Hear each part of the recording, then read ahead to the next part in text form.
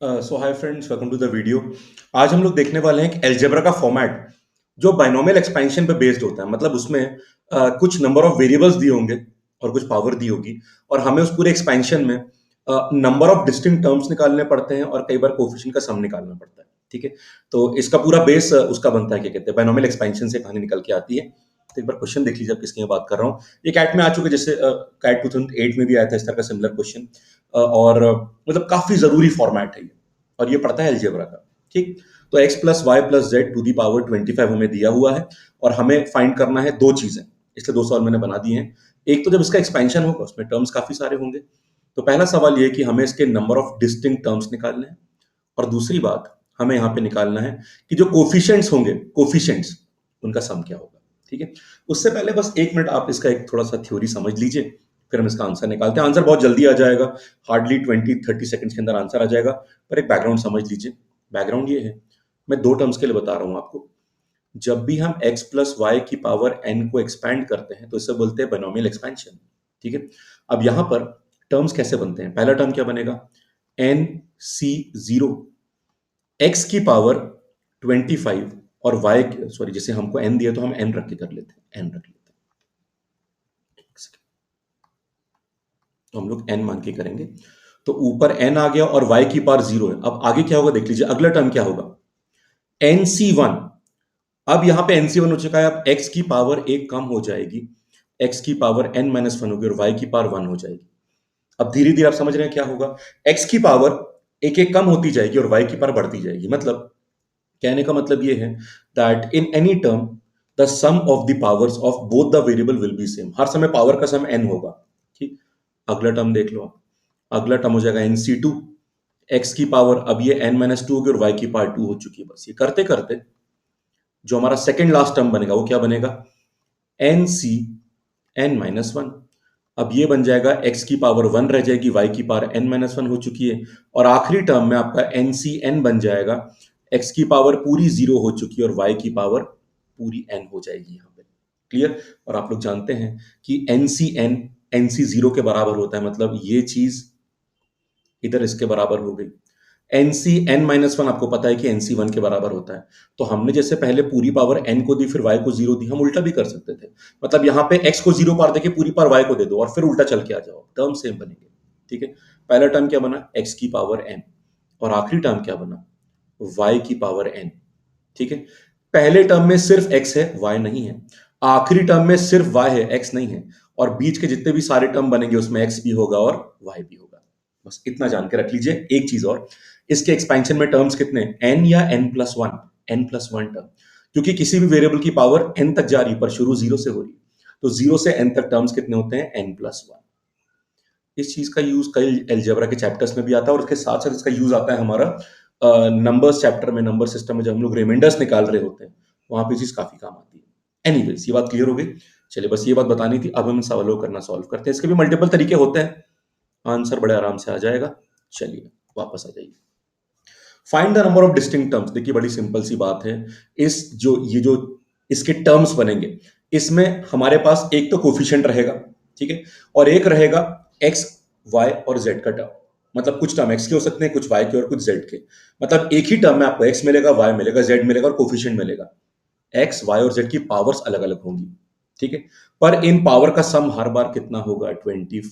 बस ये हमें ध्यान देने की जरूरत यहां पर है, 25। तो चाहे जितने भी टर्म बने, एक्स वाई जेड, हो सकता है कुछ टर्म ऐसे हो जहां पे एक्स की कोई भी पावर नहीं है, कोई पावर वाई की भी नहीं, पूरी पावर जेड को मिल जाएगी, तो जेड की पावर 25 हो जाएगा। हो सकता है कि इनमें आपस में पावर डिस्ट्रीब्यूट हो, पर पावर का सम हर बार कितना आएगा, for every term that will be 25। ये जरूरी है। ठीक है, तो एक काम करते हैं, एक्स की पावर को a मान लो, y की पावर को b मान लो, z की पावर को c मान लो। मतलब कोई टर्म हमारा होगा जिसमें x की पावर होगी a, इंटू वाई की पावर होगी b, इंटू जेड की पावर क्या होगी c, and there will be some constant. ठीक, तीनों की पावर का सम हर बार कितना होगा, this will always be equal to 25। ठीक, और ये इंटीग्रल वैल्यू ही होल्ड कर सकती है पावर, और पॉजिटिव ही होने पड़ेगी, जीरो भी हो सकती है। मतलब बेसिकली ये एबीसी की वैल्यूज क्या हो सकती हैं, they are non negative integral value, क्योंकि पावर इंटीजर होनी चाहिए, नेगेटिव यहां पर हो नहीं सकती, पॉजिटिव हो सकती है और जीरो भी हो सकती है। क्लियर है बात। अगर ए जीरो हो गया और बी जीरो हो गया, पूरी पावर सी को मिल जाएगी, कोई बात नहीं, पर 25 तो फिर भी रहेगा ना। ठीक। अब आप लोग जानते हैं, अगर आपको याद होगा, when we apply PnC in algebra तो हमारी इक्वेशन दो बनती है, वो भी मैं बता दूंगा आपको। वैसे कई लोगों को फॉर्मूला याद भी होगा, पर एक बार देख लो। अगर x1 plus x2 plus x3 and so on, ठीक है। अगर आपके यहाँ पे आर वेरिएबल्स हैं जिनका सम n आ रहा है, तो अगर हमें इसके चाहिए value non negative integral solutions, तो आंसर क्या होता है n plus r minus one C r minus one. और अगर हमें इसका आंसर चाहिए पॉजिटिव इंटीग्रल सोल्यूशन में, तो आंसर क्या होता है n minus one C r minus one. दोनों बहुत जरूरी फॉर्मूले से ध्यान रखिएगा। यहाँ पे हम इस वाले फॉर्मूले का इस्तेमाल करेंगे क्योंकि हमें जीरो वैल्यू भी चलेगी, हमें पॉजिटिव भी नॉन नेगेटिव आंसर चाहिए। तो यहाँ पे n देख लीजिए हमारा 25 है। r क्या है हमारा, r क्या है, कितने वेरिएबल होते हैं, तीन वेरिएबल है हमारे। तो n हो गया 25, 25, r हो गया कितना 3, निकाल लीजिए आंसर। तो n प्लस 3 माइनस वन सी 3 माइनस वन, तो कितना आंसर आ जाएगा, दिस इज, दो ऐड कर दीजिए तो ये हो गया हमारा 27। हाँ 27, और ये कितना हो गया C2, this is the answer. 27 C2 की वैल्यू क्या होती है, 27 इंटू 26, नीचे आ जाएगा 1 इंटू 2, बस ये आंसर आ गया। तो ये 27 है हमारा, और यहाँ पे 13 हो जाएगा, बस मल्टीप्लाई कर दीजिए, आपका आंसर तैयार है। यहाँ पे 27 13 को मल्टीप्लाई कर दीजिए, 27 इंटू 3 कितना होता है आप जानते हैं, 81 हो जाता है। क्लियर है बात। और उसके बाद ये हमारा 27 आ जाएगा, तो कितना आ गया 351, हमारा आंसर आ जाएगा 351। अब एग्जाम में तो सिर्फ इतना ही काम करना है आपको, तो एग्जाम में तो 20 सेकंड में आंसर आएगा, but conceptual background should be very clear too, that is very very important. Clear है बात, अगली बार आंसर आ जाएगा। अब जैसे मान लो इसमें हमारे होते हैं, एक सिंपल अगर मैं एग्जांपल बताऊं, मान लो हमारे टर्म ज्यादा होते हैं, तो भी समस्या क्या है। मान लो हमारे पास वेरिएबल, मान लो वेरिएबल हमारे पास 4 होते हैं और पावर मान लो 30 होती, तो आंसर क्या होता, n हमारा 30 हो जाता, और वेरिएबल कितने हमारे पास 4, बस 30 plus 4 minus one, C4 minus one. अब तो कोई भी आंसर आ जाएगा। So once the concepts are clear to you, आप इसे कहीं पे भी अप्लाई कर सकते हैं। इसका एक पैरेलल मेथड भी होता है, वो भी एक बार देख लेते हैं। ऑल्दो ये मेथड बेटर होता है, पर एक बार उसको भी देख लेते हैं। देखिएगा, अगर मैं इसे एक्सपैंड करता हूं, तो मैंने बायनॉमियल एक्सपेंशन का फॉर्मूला देखा था, पर बायनॉमियल एक्सपेंशन में हमारे पास दो ही वेरिएबल होते हैं, यहाँ पे 3 है, तो दो ही लेके चलेंगे। तो बेसिकली दो वेरिएबल ग्रुप कर दीजिए आप। तो पहला वेरिएबल मान लो x प्लस वाई को, दूसरा मान लो आप z को। तो चलिए इसको ओपन करते हैं। पहला टर्म क्या हो जाएगा, 25c0, जो मैंने पहले बताया था आपको। पहले सारी power x plus y to the power इनको मिल जाएगी 25, और इस वक्त z की पावर 0 हो जाएगी। अगले टर्म में अब इनकी पावर एक एक कम होती जाएगी, z की पावर बढ़ती रहेगी। तो नेक्स्ट टर्म क्या बन जाएगा, 25c1 x प्लस वाई, ये पावर अब कितनी हो चुकी है 24, z की पावर 1 हो चुकी है। ये करते करते अगर आप देखोगे कहानी में, तो लास्ट टर्म क्या बनेगा 25c25। अब इनकी पावर 0 हो चुकी है, और पूरी पावर किसको मिल चुकी है, z को मिल चुकी है। ठीक है, ये नंबर ऑफ डिस्टिंक्ट टर्म्स नहीं है, बिकॉज यहां पर तो अभी x प्लस वाई वाला ब्रैकेट भी खुलेगा। तो जैसे कि जब हम इस ब्रैकेट को ओपन करेंगे, इस वाले को, तो x plus y to the power 25 जब एक्सपैंड होगा, ये चीज एक्सपैंड होगी, इसमें 25c0 और z की पावर 0, मतलब 1 मल्टीप्लाई होगा। तो जितने टर्म यहां से निकलेंगे बीच वाले ब्रैकेट से, उतने टर्म इस वाले टर्म में बनेंगे।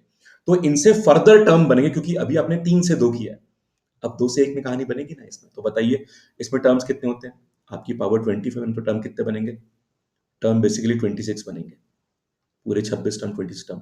यहाँ पे टर्म कितने बनेंगे, 25 बनेंगे। बाकी हाँ, जैसे इसमें z और 25c1 हर टर्म में मल्टीप्लाई होगा अलग से, पर नंबर ऑफ टर्म तो 25 ही रहेंगे ना फिर भी। ठीक है, 25 ही रहेंगे ना, तो 25 बस सेम हो जाएगा 24। और ये करते करते आप आखिरी में आ जाइए, ये कितने टर्म है, ये तो एक ही टर्म है, क्योंकि ये तो 1 बन जाएगा हमारा, बस z वाला बचेगा। तो हम 1 तक कहानी जोड़ देते हैं। अब ये भी आंसर सेम होगा। Basically what is this, this is the sum of first 26 natural numbers, जो कितना होता है n इंटू n प्लस 1/2। देख लीजिए सेम आंसर बन गया 351। वहां पर भी सेम कहानी बनी थी, पर वो पीएनसी ने अलजेब्रा वाले फॉर्मूले से निकल के आई थी। यहां पर भी सम ऑफ नेचुरल नंबर से निकल के, कॉन्सेप्ट दोनों के सेम है, तो आंसर दोनों में सेम आएगा, वैल्यू सेम आ गई। क्लियर। कई बार क्योंकि हमें लगता है पता नहीं 3 टर्म 4 टर्म कितने सारे टर्म हो चुके, तो हमें डर लगता है इन सवालों से। अब कॉन्सेप्ट से क्लियर है, यहाँ कॉन्फिडेंट रहिए, सवाल आराम से हो जाएगा। तो अलजेब्रा भी उतनी मुश्किल नहीं है जितनी हमको लगती है। आइए इसका आंसर निकाल लेते हैं। इसके एक्सपेंशन में हमको निकालने हैं कोफिशिएंट कितने हुए। देखिए सिंपल बात मैं बताऊं आपको, आप एक बात जानते हो, इसके एक्सपेंशन में जो भी टर्म आएंगे उसमें एक्स वाई और जेड की पावर्स होंगी कुछ, और कुछ कोफिशिएंट होंगे। अब यहां पर पिछले क्वेश्चन में हमारा नंबर ऑफ टर्म पे फोकस था, कोफिशिएंट पे उतना नहीं था। यहाँ कोफिशिएंट पे फोकस है, हमें उनका सम चाहिए। देखिए अगर मुझे कोफिशिएंट का सम चाहिए तो फिर मैं चाहूंगा कि मेरे वेरिएबल का इन्वॉल्वमेंट उसमें ना हो, और वेरिएबल के इन्वॉल्वमेंट और वेरिएबल में अलग अलग पावर रेज होंगी। बेस्ट काम है आप तीनों को वन कर दो। एक्स वाई जेड तीनों की वैल्यू वन रखने पर वन की कुछ भी पावर वन ही देगी आपको। तो जब हम लोग इसके एक्सपेंशन, जब ये ब्रैकेट खुलेंगे, अलग अलग एक्स वाई जेड के टर्म आएंगे विद कोफिशिएंट, अगर आपने तीनों वेरिएबल वन रख दी उनकी कोई भी पावर वन ही आंसर देगी। तो बचेगा सिर्फ किसका सम बचेगा, बस कोफिशिएंट ही तो बचा, बाकी तो कहानी खत्म हो गई इसमें। तुम्हारा आंसर सीधे क्या हो चुका है, 3 की पावर 25, बस खत्म। तो अगर आपको कोफिशिएंट का सम चाहिए उस एक्सपेंशन में, आप कुछ मत करिए, बस वेरिएबल्स को वन कर दीजिए। तो 1 + 1 + 1 3, और पावर कितनी 25। ये कोफिशिएंट का सम ही बचेगा क्योंकि आपने वेरिएबल्स तो सारे वन कर दिए, उनकी पावर भी वन होगी, बस कोफिशिएंट बचे। सो 3 की पावर 25 इज द आंसर। ये आंसर तो 5 सेकंड में आ जाता है। क्लियर है बात। तो इसमें यही पैटर्न्स बनते हैं, but they are very very important. जैसे रैंडमली सवाल बनाता हूं, चलिए अगर हम देखें यहाँ पे x + y + z plus, let us create 2 मोर वेरिएबल्स, इसको बोल देते हैं a + b। मान लो ये पांचों वेरिएबल ही हैं आपके। क्लियर है बात। और पावर हो गई 27। बताइए कोफिशिएंट का सम क्या होगा, पांचों वेरिएबल को वन रख दीजिए, 5 की power 27 will be the answer. Simple. तो यहां पर भी बायनोमियल एक्सपेंशन काम कर रहा है, पर जो चीज हमको चाहिए वो बड़े सिंप्लीफाइड फॉर्म में आ रही है, अगर कॉन्सेप्चुअली क्लियर रहेंगे आप और कॉन्फिडेंट रहेंगे तो। ठीक है फ्रेंड्स, तो चलिए आज की कहानी पे खत्म करते हैं। इस तरह के जो थोड़े ट्रिकी, जिसको हमें सिंप्लीफाई करना है चीजें, वो आती रहेंगी हर टॉपिक से। आज अलजेब्रा की बात थी, आगे और भी देखेंगे। Thank you, have a nice day.